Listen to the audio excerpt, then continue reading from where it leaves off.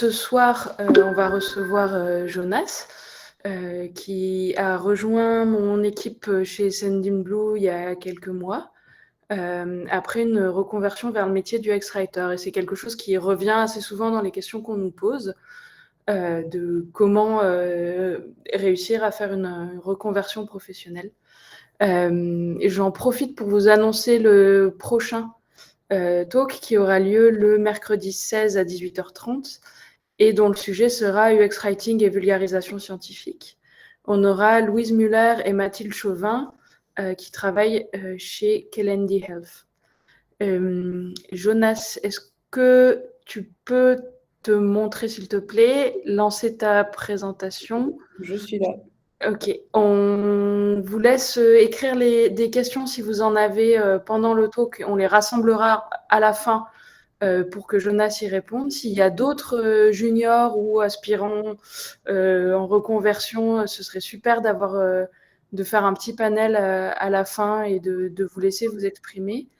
Et la dernière chose, c'est que toutes les références que va citer Jonas, on vous les donnera à la fin en un seul copier-coller dans le chat. Elles seront aussi disponibles sur le YouTube et je pense du coup sur notre page Meetup. Donc c'est pas la peine de faire des copies, de noter frénétiquement. Vous pouvez vraiment vous intéresser à ce que Jonas a à dire. Voilà. Et à toi Jonas et puis à tout à l'heure. Merci. Petite question, Amandine, vite fait, est-ce que tu vois ma présentation? Est-ce que c'est bon pour tout le monde? Alors pas encore. Parce que normalement, je l'ai lancée. On va retenter. Désolée.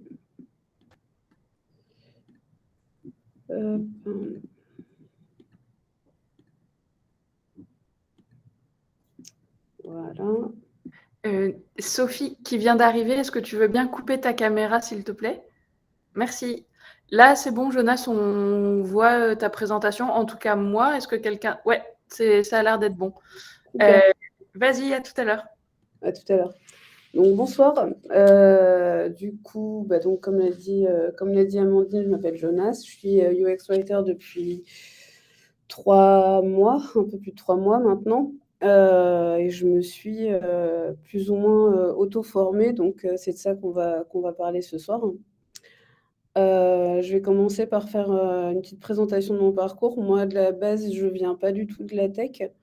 J'ai pratiqué de très nombreux métiers, depuis le commerce à l'audiovisuel. J'ai été recruteur de donateurs dans la rue pour diverses associations. J'ai été technicien de support informatique. Enfin, quoi qu'il en soit, j'ai jamais travaillé dans une start-up avant, c'est mon premier poste.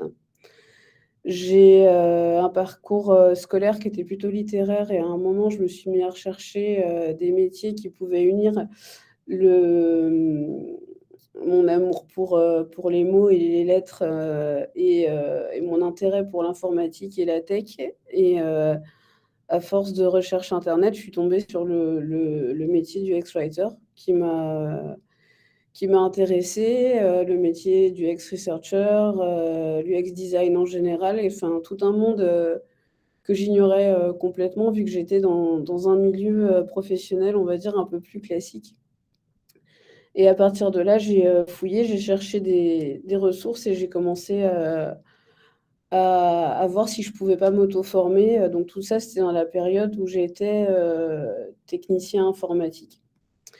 Je vais vous montrer quelques-uns des livres que j'ai lus dans un premier temps, qui m'ont appris les bases du métier. On va commencer par le livre de référence de l'UX Writing, donc, qui s'appelle UX Writing, hein, de Kineret Shifra, qui est un peu la maman de l'UX Writing. Ça a été la première à poser les bases. Donc ce livre-là, il est vraiment destiné aux débutants, hein. C'est pas un livre qui est ultra poussé techniquement, mais c'est justement pour ça que personnellement, je le lâche jamais trop. Parce que d'une part, il aborde tous les aspects de l'UX Writing. Mais de l'autre, il montre énormément d'exemples concrets de la carrière de l'autrice. Donc il y a énormément de captures d'écran et ça concrétise beaucoup le travail. Et pour les gens qui ont pu découvrir le X-Writing via des articles internet ou via des vidéos, je trouve que ça manque souvent de concrétisation. Moi, j'ai beaucoup besoin qu'on me pointe du doigt des exemples et qu'on me dise ça marche comme ça pour comprendre comment ça fonctionne. Donc, je le conseille vraiment aux débutants. Ouais, il est à pas lâcher. Je le trimballe un peu partout avec moi, quoi. Il est super bien structuré. Il y a différents cas qui sont décrits. Et il y a des pages, ben, le petit plus, c'est qu'il y a des pages, alors elle appelle ça des pages détachables. Je les ai pas détachées, mais des pages détachables ou recopiables avec des astuces du X-Writing qu'on peut garder avec soi et qui sont absolument intemporelles. Donc, par exemple, des listes d'erreurs à rédiger pour les produits numériques, pour presque tous les produits numériques, type mauvais mot de passe, inscription, connexion, ce genre de petites listes qu'on peut accrocher au-dessus de son bureau assez facilement. Donc moi, ça m'a vraiment amené à définir avec plus de précision le métier du X-Writer. Et c'est vrai que les ressources sont tellement nombreuses sur ce métier qu'on peut assez vite se sentir débordé. L'écriture de Kineret Ifra est rassurante, elle est claire, elle est assez enveloppante. Il pose des bases solides, quoi, et rassurantes. Et ouais, c'est un atout, c'est un grand atout, ce livre.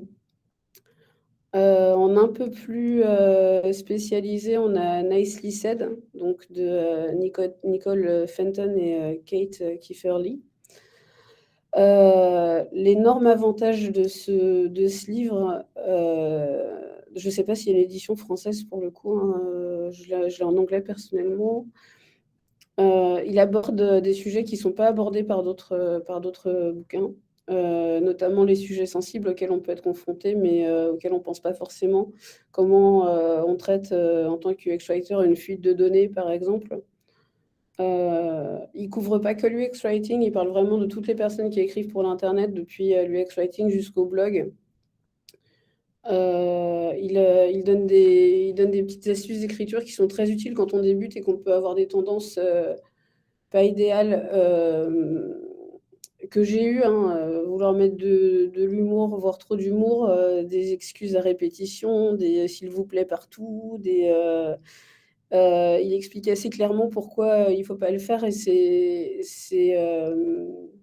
c'est convaincant, on va dire. C'est des explications convaincantes et ça permet de passer à autre chose quand on a des réflexes qui ne sont pas parfaits.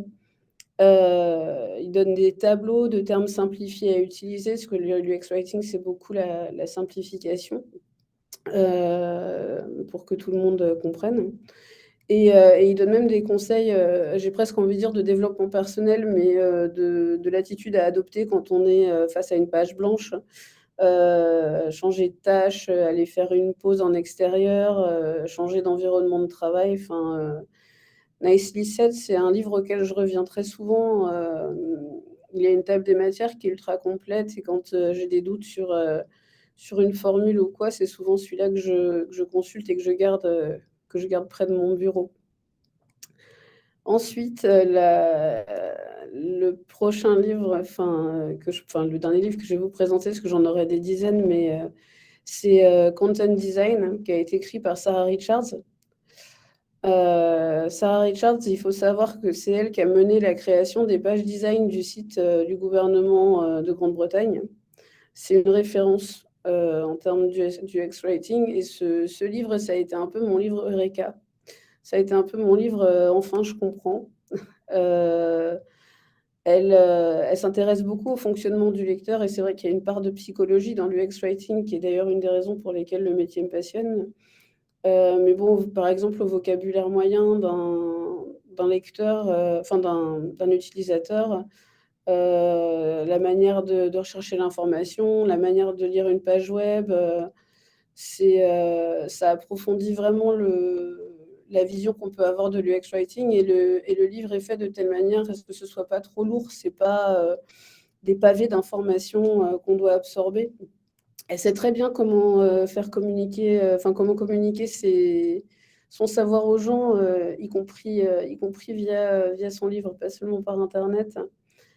Il y a quelque chose qu'elle a écrit, que je tiens d'elle, que j'essaye de mettre en place, c'est ce qu'elle appelle la user story. C'est le en tant que, donc rôle de la personne, je veux trouver quelque chose ou faire quelque chose pour arriver à mon objectif de. Et ça aide considérablement à se mettre à la place de la personne à écrire, de la personne pour qui on écrit. Je peux essayer de donner un exemple, mais je sais pas, par exemple, en tant que professeur de français, je veux trouver des exercices pour les niveaux, je sais pas, seconde, première, pour arriver à mon objectif de mettre en place un devoir écrit. Et ben mine de rien, quand on a ces informations-là, on peut déjà se mettre à la place de la personne et avoir un peu plus dans la tête ce qu'on va écrire pour elle, quoi. Et il y a un petit passage UX Research qui est intéressant, mais la recherche UX, j'en parlerai un petit peu plus tard. Le livre manque pas d'humour. Ce qui est assez fun et ce qui fait quand même pas mal plaisir quand on absorbe beaucoup d'informations, ce que j'essaye un peu trop souvent de faire. J'ai pris un petit exemple qui me plaît bien, voilà, qui est donc la checklist du designer, la checklist de l'UX Writer, où elle donne les conditions à appliquer pour publier une phrase, un texte. Et, et voilà, elle n'hésite pas à dire à son lecteur You're dead to me si jamais on ne fait pas ce qu'elle veut. J'aime beaucoup Sarah Richards, c'est une de mes stars de l'UX Writing. Ensuite, j'ai énormément regardé de vidéos. Il y a quelque chose que je voudrais dire qui me semble important, c'est que les ressources sur l'UX Writing et l'UX Design en général, il y en a plein, il y en a trop, il y en a partout, il y en a tout le temps, ça se renouvelle constamment. Et c'est génial quand on commence à s'intéresser au métier, mais on peut très vite se trouver débordé et se retrouver à plus faire que ça. Ça peut remplacer sa vie personnelle, on peut passer notre temps à regarder des vidéos ou à lire des articles sur le X-Writing, et ça peut devenir envahissant et débordant assez vite. Donc il ne faut pas hésiter à se poser des limites. Quand on cherche une information sur le X-Writing, on la trouvera au moment où on en a besoin. On n'a pas besoin d'absorber des tonnes et des tonnes d'informations avant que ce soit nécessaire. Donc c'est pour ça que j'ai mis quelques vidéos et pas 200 vidéos, et quelques articles et pas 400 articles. La première vidéo qui est en deux parties, c'est Spotify Engineering Culture. Moi, ça a été la vidéo qui m'a permis de découvrir le fonctionnement d'une startup. Jusque-là, j'avais travaillé que dans des entreprises qui étaient, on va dire, très classiques. J'ai envie de dire très costard-cravate, mais qui fonctionnaient pas comme des startups, quoi, qui étaient très hiérarchisées. On travaillait pas forcément que en équipe, dans le but de produire quelque chose. Donc ce fonctionnement-là, il m'était complètement étranger. Et c'est vrai que d'avoir vu cette vidéo, je la conseille vraiment pour tous les gens qui n'ont jamais travaillé dans une startup et qui ne savent pas trop à quoi s'attendre, parce que ça fait qu'on n'est pas si surpris ni si dépaysé une fois qu'on y arrive. Donc voilà, ce sera dans les liens qu'on mettra à la fin, hein, je pense. Je m'intéressais pas mal à l'UX Research, je m'y intéresse toujours d'ailleurs, avant de décider de devenir UX Writer. Du coup, j'ai découvert quelques vidéos sur l'UX Research pour ceux qui s'y intéresseraient. Donc la recherche, l'UX Research, ça, pour ceux qui ne sauraient pas, j'imagine qu'il n'y en a pas beaucoup, mais pour ceux qui ne sauraient pas, ça consiste à étudier les interactions entre les utilisateurs et le produit qu'on leur propose, pour concentrer la conception sur l'utilisateur et autour de l'utilisateur. Parce qu'encore une fois, on ne crée pas pour soi, on crée pour la personne en face et c'est un domaine qui est extrêmement intéressant, sur lequel j'apprends beaucoup. Je passe assez rapidement sur cette vidéo parce que, le crash course in UX Research, c'est une vidéo d'1 heure qui est très intéressante, mais Marc Lavoie, parle très vite. Et il y a un article que j'ai mis, enfin que je mettrai en lien, qui revient sur la vidéo et qui la résume. Donc là, c'est vraiment pour ceux qui préfèrent regarder les vidéos que lire que je l'ai mis là. Une chaîne YouTube qui est vraiment chouette, qui s'appelle Unpacked Angles avec Nannerl Brown. Donc Nannerl Brown travaille dans l'UX. C'est pas le seul sujet de sa chaîne. Elle parle aussi de ses voyages, elle parle de pas mal de choses, mais quand elle parle de l'UX, ce qui est génial, c'est qu'elle parle de ce qu'il faut, quoi. Elle m'a un peu sauvé la vie quand je suis arrivée à Sendinblue parce que j'avais beau maîtriser les bases, il y a toujours un vocabulaire, j'ai presque envie de dire un dialecte qu'on comprend pas. Et j'ai choisi, c'est comme petit thumbnail, j'ai choisi cette vidéo-là parce que elle m'avait été très utile.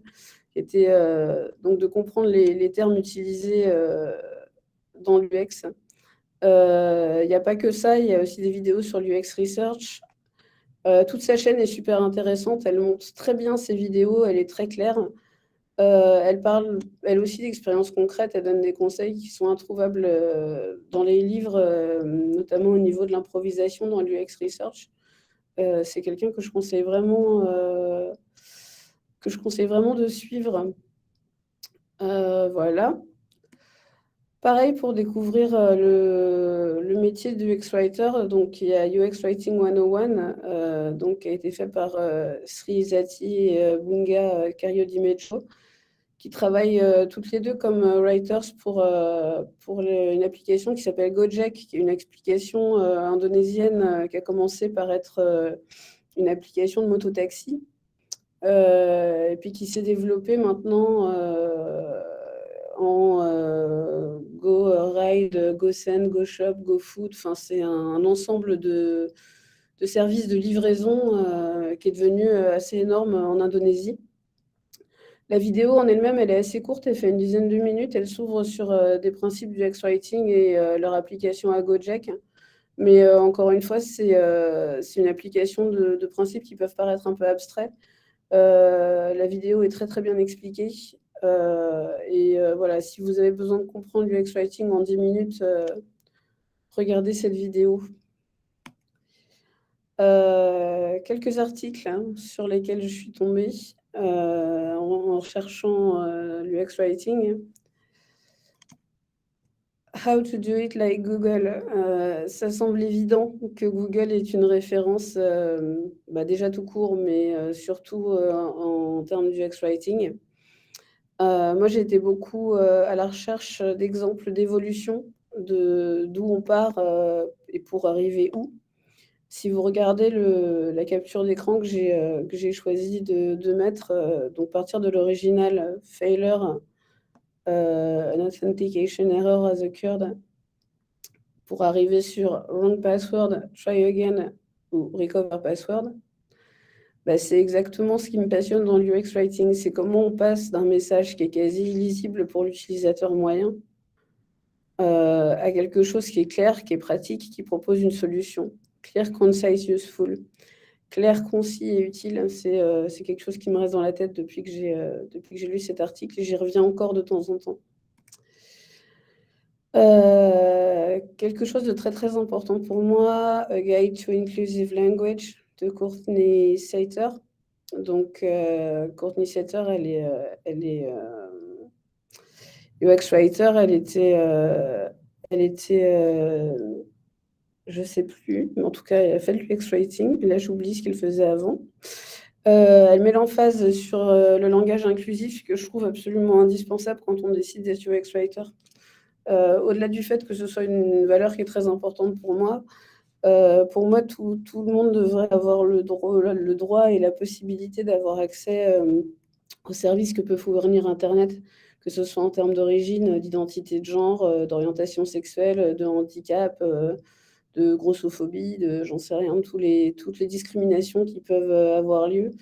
On peut écrire pour tout le monde, c'est possible.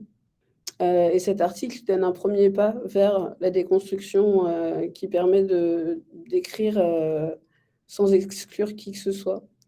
Il a en plus l'avantage d'offrir un petit lexique pour les personnes qui ne sont pas forcément familiarisées avec le langage utilisé par ou pour les minorités.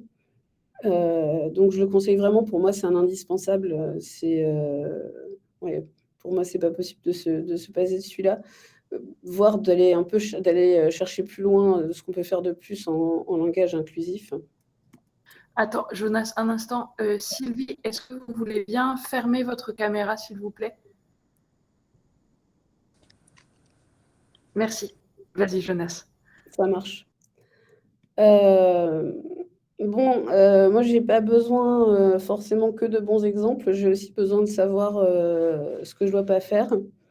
Donc, ça, c'est un article qui s'appelle No Good, Very Bad UX Writing Mistakes, qui a été écrit par Melissa Mapes. Je vais reprendre la phrase, la petite citation que j'ai choisie. Un mauvais UX writing induit en erreur, trouble et crée d'absurdes quantités de friction. La friction, c'est ce qui va empêcher l'utilisateur d'utiliser son outil de manière fluide et facile. Là, typiquement, on a un bel exemple de UX writing culpabilisant. On propose de prendre le PDF où on dit non merci, je préfère faire de mauvais choix ou j'aime faire de mauvais choix. Donc on appelle ça du confirm shaming en l'occurrence. Il n'est évidemment pas question de démolir les sites qui pratiquent ce genre de choses. Il y a souvent une myriade de raisons différentes qui amènent à quelque chose de pas très satisfaisant. Mais en dépit du nombre assez hallucinant de ressources qu'il y a sur UX Writing, je trouve qu'on nous montre assez peu ce qu'il ne faut pas faire. Donc j'ai trouvé cet article intéressant. Encore une fois, il y a des milliards d'articles sur Internet et il faut savoir être sélectif, quoi. Voilà. Je vais arriver à mon portfolio si c'est OK. Amandine, je ne sais pas si tu préfères poser tes questions avant ou... Non, non, vas-y, continue la présentation. Ça marche. OK. Avec l'arrivée de l'apprentissage que j'ai fait en UX Writing, c'est vu arriver le problème du portfolio. Comment on construit un portfolio quand on n'a pas d'expérience en UX Writing? Comment on choisit ses exemples? Comment on le présente? Ça a été un peu anxiogène au début. Au final, je me suis beaucoup exercée sur des sites assez connus, type Leclerc, là, dont vous avez l'exemple sous les yeux, type SNCF, des sites de banque, de commerce, où j'ai essayé de faire ressortir le plus grand nombre d'erreurs possibles et de les corriger quand il me semblait que leur UX Writing n'était pas clair ou aurait pu être mieux fait. Pour la présentation, n'étant pas designer, je suis restée assez sobre, hein. Je me suis tenue à des codes couleurs que j'ai gardés pendant tout le portfolio. Moi, j'avais choisi de présenter l'inscription sur le site de Leclerc pour pouvoir se faire livrer ses courses à domicile, en partant du principe que j'étais une personne âgée, donc en faisant les erreurs que j'imaginais qu'aurait pu faire une personne âgée. Et comme je postulais pour Sendinblue, je suis aussi allée sur le site de Sendinblue, sur lequel j'ai créé un compte et où j'ai aussi essayé de faire ressortir des messages d'erreur pour les monter dans mon portfolio et montrer que je m'intéressais à leur site, ce qui, je pense, au final, a été un plus. En tout cas, c'est ce que j'ai entendu. Donc, n'hésitez pas à vous intéresser au site pour lequel vous postulez. Il y a toujours quelque chose à voir et puis souvent, la création de compte est assez aisée. Mon portfolio, je voudrais rassurer les gens qui veulent en faire un, il ne faisait pas plus de 7-8 pages avec un exemple par page d'erreurs et de la manière dont j'allais les corriger. Donc, il n'y a pas besoin que ce soit un roman, hein. Faut juste, je pense, donner aux recruteurs, une occasion de montrer comment on pense. Voilà. La lettre de motivation, l'exercice intéressant. Alors, du coup, l'idée, c'était de parler un peu de comment j'ai fait, le lien entre mes précédentes expériences et l'UX Writing, vu que visiblement rien ne m'y menait. Il s'avère que si, travailler dans la rue pendant des années, ça m'a amené, à développer et à aiguiser un sens de l'empathie qui était déjà, on va dire assez intense à la base, hein. J'ai tendance à être très à l'écoute, du ressenti des gens et ce qui m'aide beaucoup. Donc j'avais ça pour moi et c'est vrai que quand vous lisez des expériences, enfin des articles qui parlent de l'expérience de l'X-Writer, le mot empathie revient souvent, donc j'ai beaucoup insisté là-dessus, je vais y arriver. Et la deuxième chose sur laquelle j'ai insisté, c'est qu'à l'époque où j'ai postulé en tant que UX Writer, j'étais donc technicien informatique. Je faisais des réparations informatiques par téléphone pour des agents d'assurance et j'avais donc besoin de vulgariser énormément ce que je leur disais quand je leur demandais de réparer leur ordinateur ou pour leur expliquer ce que je faisais. Et la vulgarisation, c'est aussi un peu la base de l'UX Writing, quoi. Donc l'écriture n'était pas un problème pour moi parce que j'avais écrit des articles de la base de connaissances et puis j'ai écrit plus ou moins toute ma vie, ce que j'ai mis en avant. Donc en gros, ouais, ce que j'ai pu mettre en lien mes expériences professionnelles et l'UX Writing. J'ai pas parlé de la LSF. C'est vrai que c'est important. J'ai passé un diplôme de LSF de langue des signes, donc, il y a longtemps maintenant, mais ça m'a enseigné aussi une manière complètement différente de penser parce que la grammaire sourde est très différente de la grammaire du français parlé. Ça permet d'organiser ses pensées différemment et c'est vrai qu'en termes d'adaptabilité, c'est plutôt une belle école. Donc ça aussi, je l'avais mis en avant. Voilà, je suis arrivée au bout de ma présentation. Je vais rendre le micro à Amandine ou pas? Non, non, t'inquiète, c'était juste le temps que ça se relance. Non. Et ben, merci Jonas pour cette présentation, c'était vraiment très clair. Vous pouvez, si vous voulez, maintenant mettre vos caméras et les micros. Est-ce que vous avez des questions ou même si vous avez des questions pour moi, parce que j'étais de l'autre côté du processus de recrutement, et effectivement, ce qu'a dit Jonas sur la longueur du portfolio ou le fait de traiter l'application ou le site internet pour lequel on postule dans le portfolio, ça me semble être une très bonne idée. Voilà, si ce soir il n'y a pas de questions, c'est très surprenant, on en a toujours plein.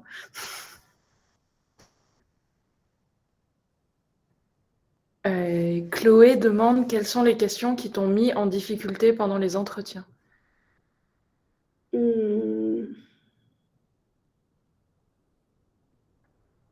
C'est une excellente question.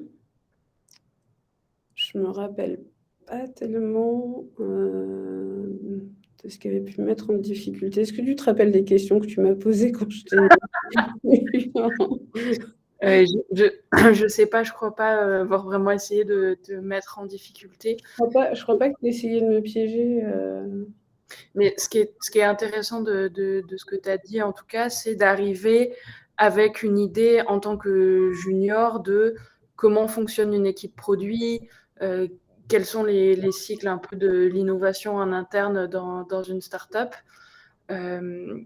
Toutes ces questions-là, en fait, c'est rassurant de voir qu'on a un candidat, une candidate qui s'est auto-formé sur ces questions-là. Autre question. Aspirant UX Writer, des passerelles pour moi, ancienne ergonome des logiciels selon vous? Je pense qu'il y a des passerelles pour tout le monde vers l'UX Writing, en fait. À peu près, en vrai. Non, mais oui, un sens de l'empathie minimal, l'ergonomie des logiciels en plus, ça peut être super intéressant. Enfin, moi, je vois pas enfin, c'est plus une question pour toi, ça, mais moi, je vois pas d'obstacle. Bah, moi non plus, je pense que ça peut vraiment être un profil après sur lequel il faut un peu capitaliser, mais en tout cas, on part avec des connaissances communes et des habitudes de travail communes.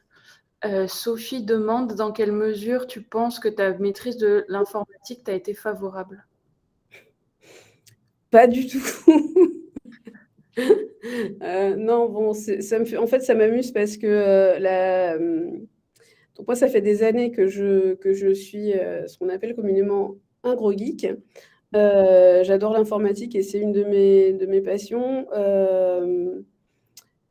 J'ai beaucoup travaillé, pendant 2 ans, pendant que j'étais technicien informatique, je travaillais sur, Windows, 8 puis Windows 10. De mon côté, personnellement, je travaillais sur Linux. Je suis très, pro logiciel libre et cetera, et quand je suis arrivée à Sendinblue, on m'a tendu un très beau MacBook sur lequel je suis, actuellement, et j'avais assez peu de connaissances du Mac, donc ça a été un apprentissage, rapide à faire, mais en vrai, non, les logiciels qu'on utilise, en tant que UX writer, quand on a, un peu l'intuition de l'informatique, qu'on a fait un peu, d'Excel, qu'on a fait, enfin, ouais, je pense à Figma, Miro, ça se prend en main assez vite. Il y a pas besoin de connaissances techniques très, très pointues, et dans le cas de mes connaissances techniques un peu pointues à moi, malheureusement, elles m'ont pas servi, à grand chose. Après, je le dirai à personne, mais je commence à m'attacher un peu à ça. Je vais répondre à la question de AH. Faut-il avoir des compétences très techniques CSS, PHP? Moi, je pense pas. En tout cas, c'est bien d'avoir une idée de base de ce que sont ces langages-là, de comment ils fonctionnent, mais on n'est pas développeur. On peut avoir un passé de développeur, mais c'est pas. En fait, il n'y a pas besoin d'une expertise sur le sujet. Après, Ludivine demande quels tests en entretien permettent de vérifier qu'un UX Writer pourra faire l'affaire et être pertinent. C'est une question très vaste. Là, pour la peine, c'est plutôt aussi à moi d'y répondre. Ce qu'on a remarqué en général avec le collectif UX Writers FR, c'est qu'il y avait une phase de test qui pouvait aller de plusieurs heures à plusieurs jours avec un devoir à faire à la maison ou quelque chose à faire en direct. De mon côté, je préfère un travail en direct avec des retours. Je trouve ça assez ingrat en fait d'envoyer quelque chose, un test à quelqu'un sur lequel il va pouvoir passer 20 heures. S'il est dans les conditions de le faire, parce que si la personne est en poste, elle n'aura pas forcément le temps, mais en tout cas, il y a une forme d'ingratitude à laisser quelqu'un passer autant de temps sur quelque chose et puis simplement à la fin lui dire non.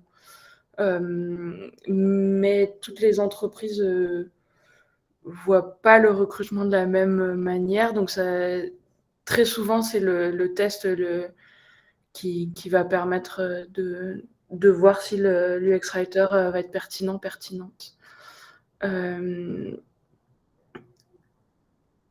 Nabé dit: Je suis pour ma part freelance rédac web et copywriting. La partie UX n'est donc pas mon cœur de métier, c'est le contenu donc. Des conseils pour manquer ce manque tech. Bah, Nawel, du coup, puisque tu signes, je ne sais pas si tu étais là depuis le début, mais Jonas a donné pas mal de ressources qu'on va copier-coller justement pour répondre à cette question-là. Catriona demande: est-ce qu'il est plutôt préférable d'écrire dans sa langue maternelle ou pas forcément? Là encore, c'est pas tellement nous qui allons choisir ça. Il y a plusieurs articles sur le sujet. Il y a notamment Mario. Camille, est-ce que tu peux me rappeler son nom de famille, s'il te plaît? Qui a écrit sur le sujet de rédiger dans une langue étrangère. Et de comment en fait ça peut être retourné en force plutôt qu'en faiblesse. Awa demande: comment as-tu géré la collaboration en équipe vu que tu n'avais pas eu l'occasion de travailler en équipe dans les cadres des exemples de ton portfolio? Par exemple, le travail avec les UI et UX designers. Bon, alors déjà, j'avais déjà travaillé en équipe avant, même si c'était pas des équipes qui étaient construites de la même manière.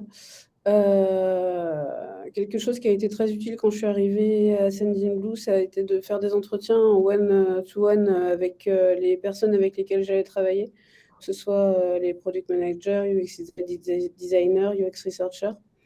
Ça m'a permis de comprendre mieux leur métier et la manière dont on allait s'articuler. Après, ça fait 3 mois que je suis là et j'en apprends encore tous les jours, quoi. Mais les grandes lignes de la coopération me sont apparues assez rapidement. Sylvie demande: comment se répartit ton temps entre rédaction, user research, test? Alors moi, je suis pas UX researcher. C'est quelque chose qui m'intéresse, mais c'est pas mon métier. Je laisse ça aux gens qui le font très bien. Là, il n'y a pas vraiment de journée type quand on est UX writer, mais on va dire que quand il m'arrive de participer à des recherches, je vais, ça va être d'abord assez ponctuel et le reste du temps, ça va plutôt se servir de ce qu'on a appris pour les recherches qui ont été faites par quelqu'un d'autre pour revoir les formulations qu'on utilise sur le site, quoi. En termes de quota horaire par semaine, je peux pas te dire. Ariel demande si on travaille beaucoup en anglais et si c'est une compétence sine qua non. Je pense, Ariel, ça dépend énormément des entreprises et des méthodes de travail. Chez Sendinblue, il y a la boîte historiquement est franco-indienne. Donc au quotidien, et puis on a des bureaux à Berlin, aux États-Unis. Au quotidien, on travaille en anglais, on écrit en anglais, mais c'est pas le cas du tout dans toutes les entreprises de la scène tech parisienne. En tout cas, c'est souvent mis comme un prérequis dans les annonces, j'ai remarqué. Et si on creuse un peu, on se rend compte que toute l'équipe de design est à Paris et parle français. Donc, à partir de là, autant rédiger en français et faire traduire vers l'anglais que l'inverse. Ludivine demande comment analyses-tu ton travail et quels sont tes indicateurs de performance? Alors, Amandine, c'est mon indicateur de performance. Comment j'analyse mon travail? Bah, quand je travaille sur un nouveau fichier, je m'aperçois que j'ai plus les mêmes réflexes et que je vais formuler quelque chose très différemment de ce que j'aurais fait 3 mois avant. Je m'aperçois aussi que la pensée, elle est beaucoup plus systématique. La pensée UX writer, elle est beaucoup plus systématique. Il y a des réflexes que j'ai perdus, d'autres que j'ai gagnés. Donc, j'analyse mon travail en travaillant. En ce qui concerne les indicateurs de performance, bah, je suis entourée par une équipe qui me dit si c'est OK ou si c'est pas OK. Voilà.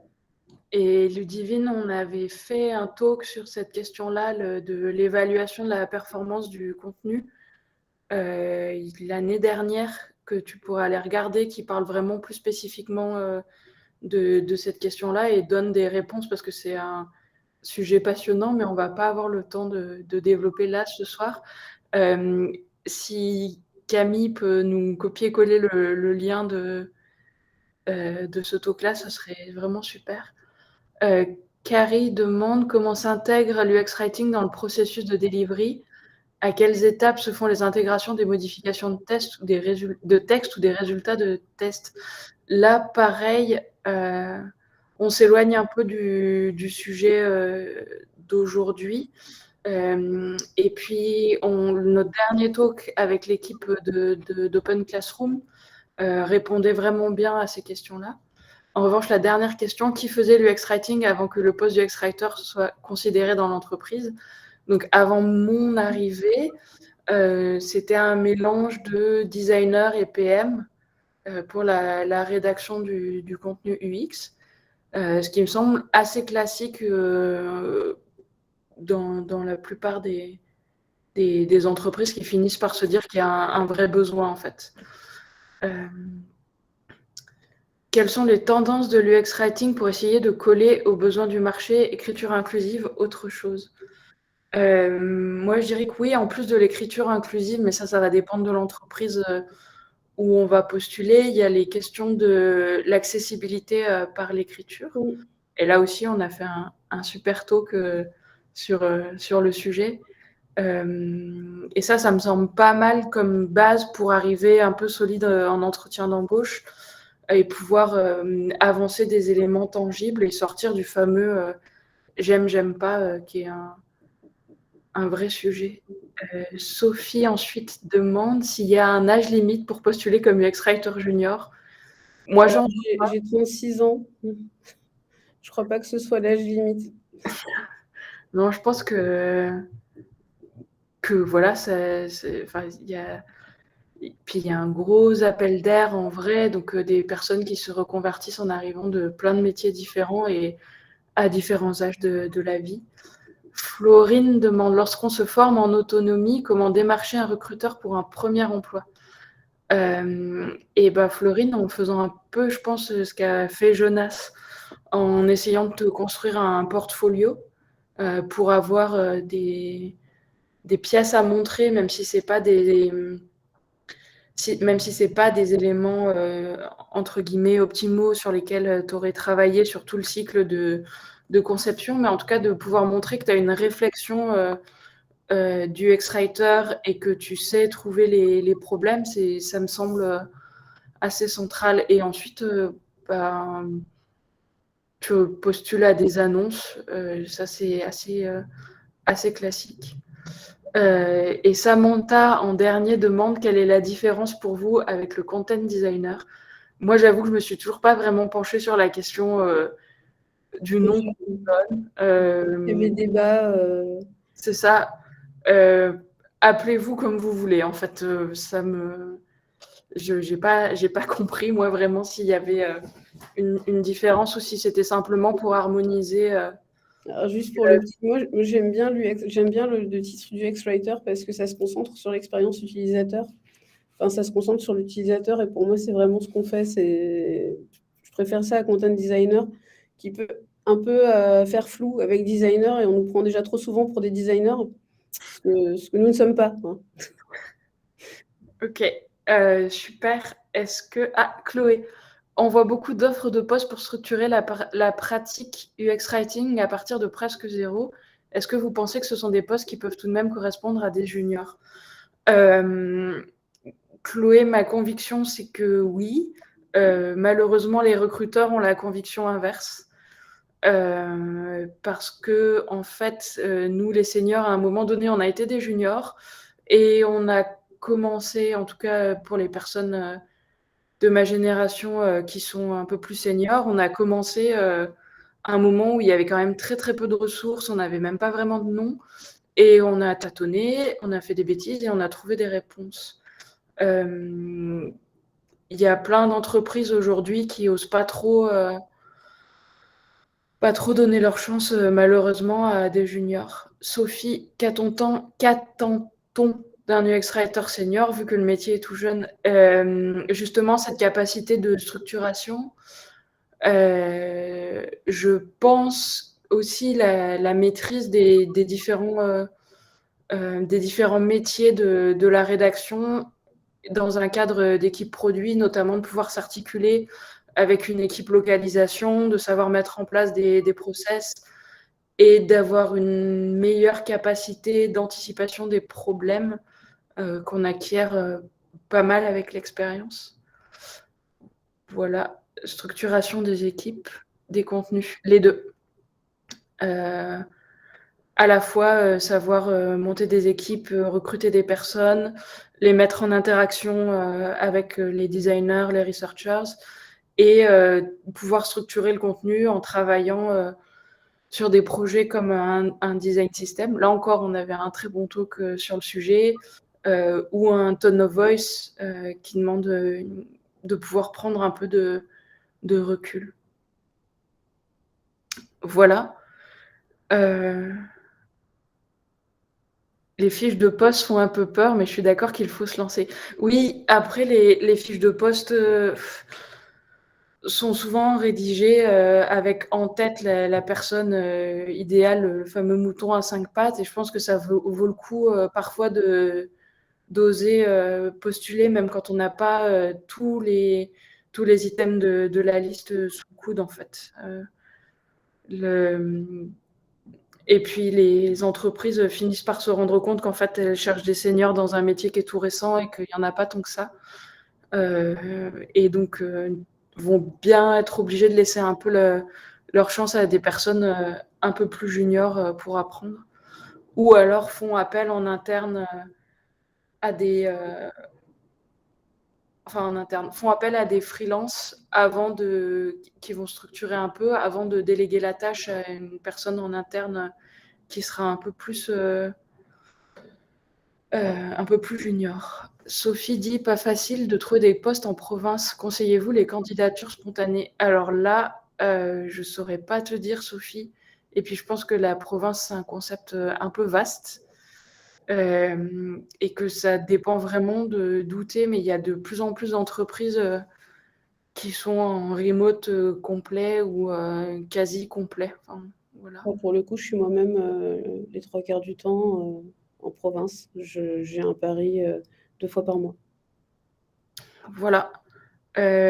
S'il n'y a pas d'autres questions, peut-être qu'on peut copier-coller toutes les références que Jonas nous avait données, Camille, sauf si tu l'as déjà fait. Voilà. C'est super. Comme d'habitude, si vous allez sur notre Linktree, vous allez pouvoir trouver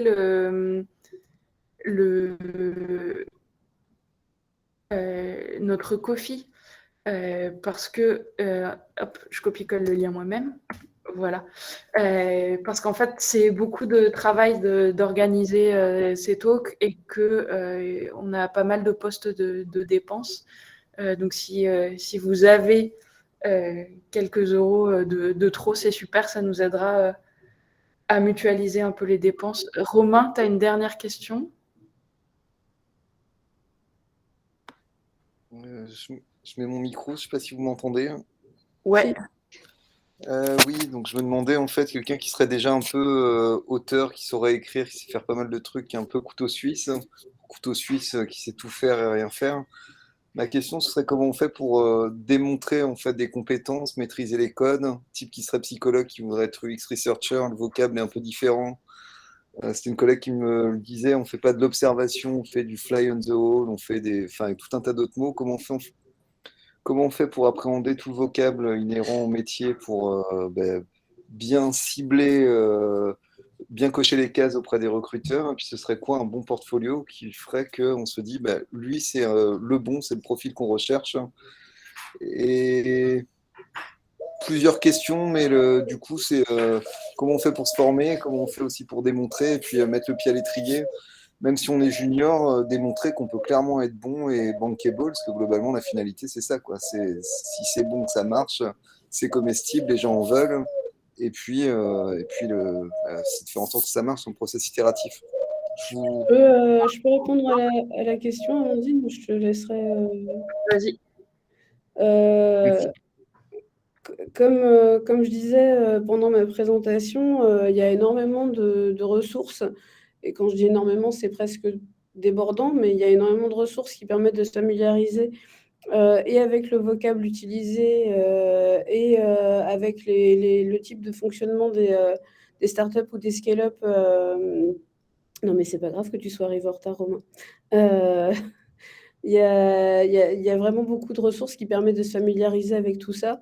Des vidéos de présentation qui sont extrêmement bien faites. Des livres, dont ceux dont j'ai parlé. En tout cas, tu peux acquérir, je pense, une connaissance théorique du fonctionnement d'une startup et du fonctionnement du métier du UX-writer assez facilement, seulement avec les ressources que tu as sur Internet. Et pour te former, toi, ce que tu peux faire, c'est, moi j'en suis passée par là, hein, c'est aller sur pas mal de sites que tu connais et essayer de faire ressortir des messages d'erreur, de les reformuler, de voir ce qui te gêne, si tu penses que ça parle à tout le monde, si tu penses qu'il y a des problèmes et où ils sont. Ça te permet déjà de construire un portfolio qui est pas inintéressant. Après, Amandine a sans doute plus d'infos là-dessus. Non, non, non, vraiment, Romain, je pense que tes questions sont celles auxquelles le talk en entier répondait. Donc, tu peux attendre qu'il soit posté dans quelques jours sur notre chaîne et tu auras les réponses à toutes tes questions. Et en dernier instant, je vous envoie le lien du prochain talk si vous voulez vous inscrire pour venir le suivre. Voilà, et bien bonne soirée à tous et à toutes. Et puis, on se retrouve le 16 février. Merci. Au revoir.